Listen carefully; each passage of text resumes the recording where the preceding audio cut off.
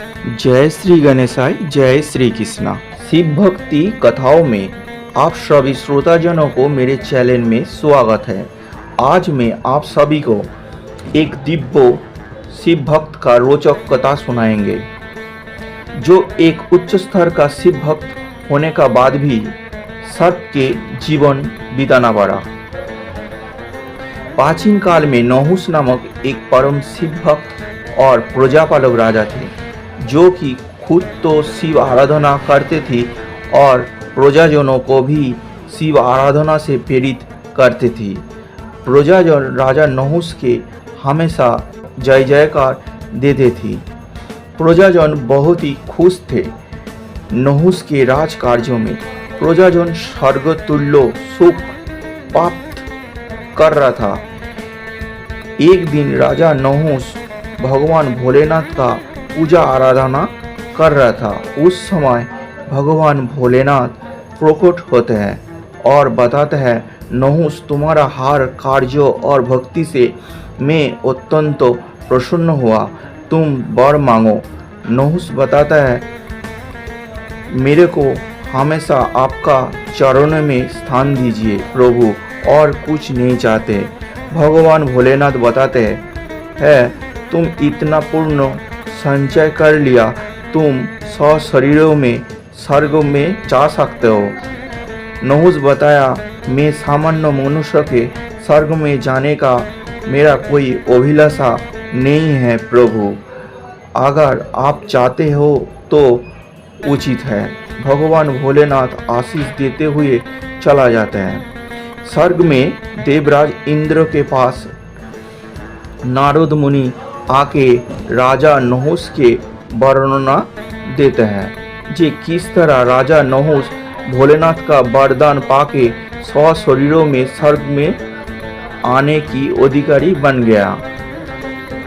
इंद्र असंतोष होता है और सोचता है, इस तरह अगर हर कोई स्वर्ग में आने लगा, मेरा स्वर्ग के सिंहासन फिर मेरा हाथ से चला जाएगा। तब देवराज इंद्र एक चाल चला। वो समय पृथ्वी में श्रेष्ठ मार्ती साधक त्वष्टा मुनि को स्वर्ग में बुलाया।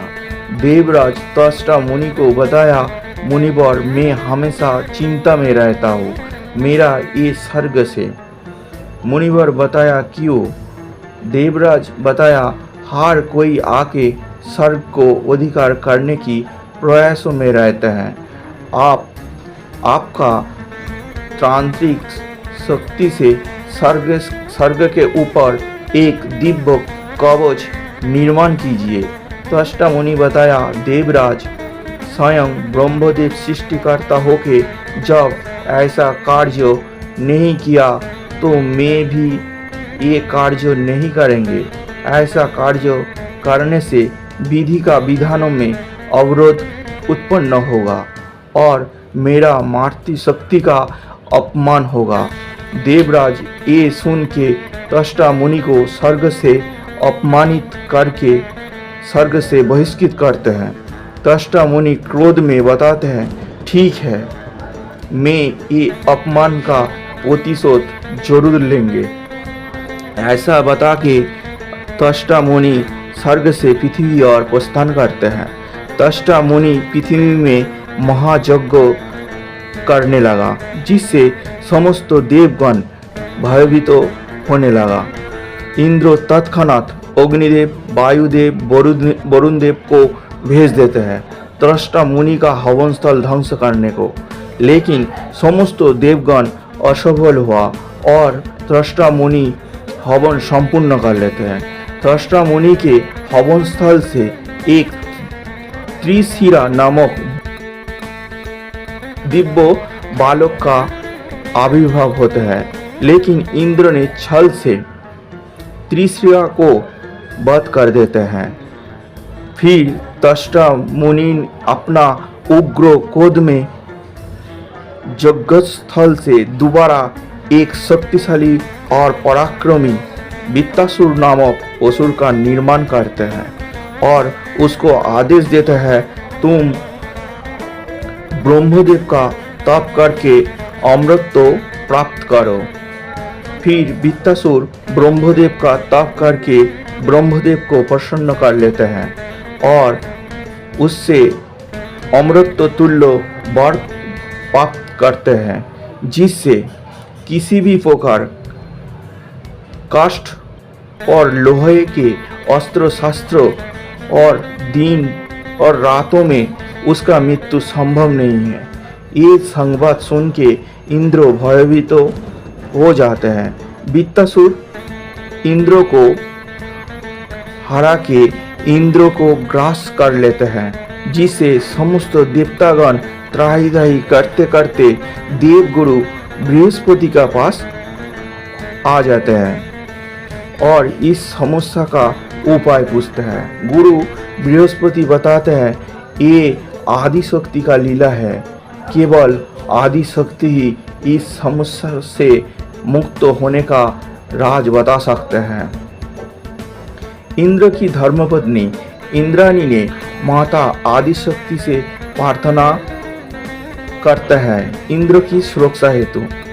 माता आदि शक्ति उपस्थित होके बताते हैं इंद्र अमर है, वो वृत्तासुर की उदर में सुरक्षित है, आप चिंता ना करें।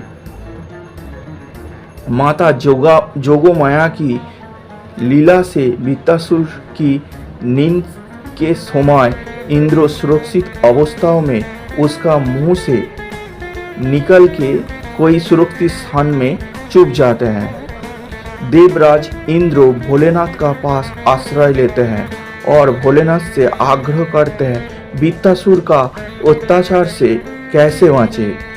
भोलेनाथ इंद्र को उपदेश देते हैं कि आप वृत्तासुर को साथ मित्रता स्थापन कीजिए।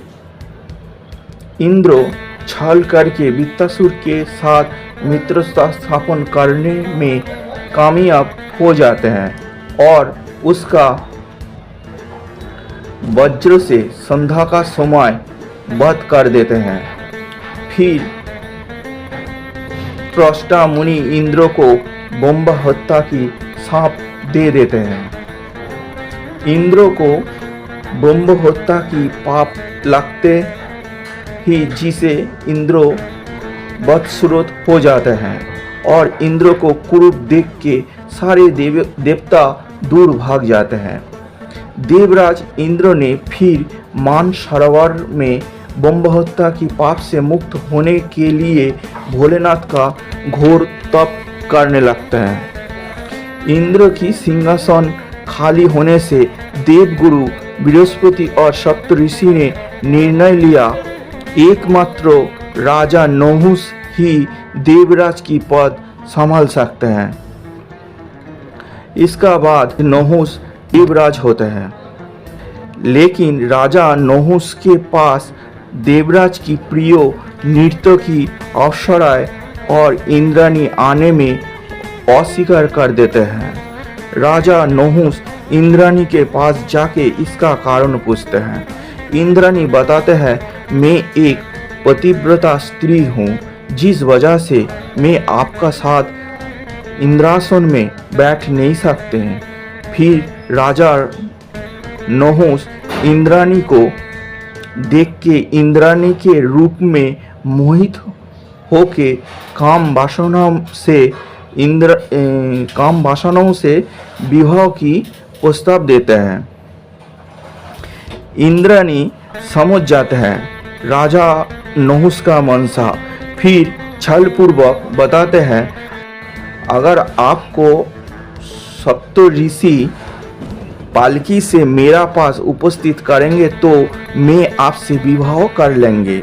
राजा नहुस सप्तऋषि को आदेश देते हैं कि आप सभी मेरे को पालकी से इंद्राणी का पास लेके चलिए। इंद्राणी मुझसे धर्मपूर्वक विवाह करेंगे।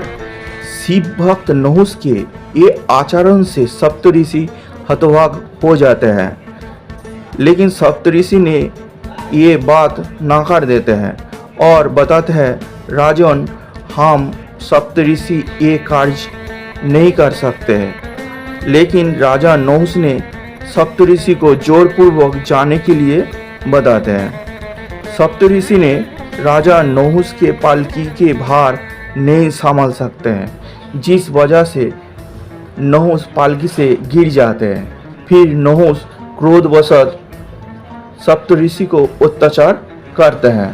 तब सप्तऋषि ने राजा नहुस को नरक की सर्प बनने का सांप दे देते हैं।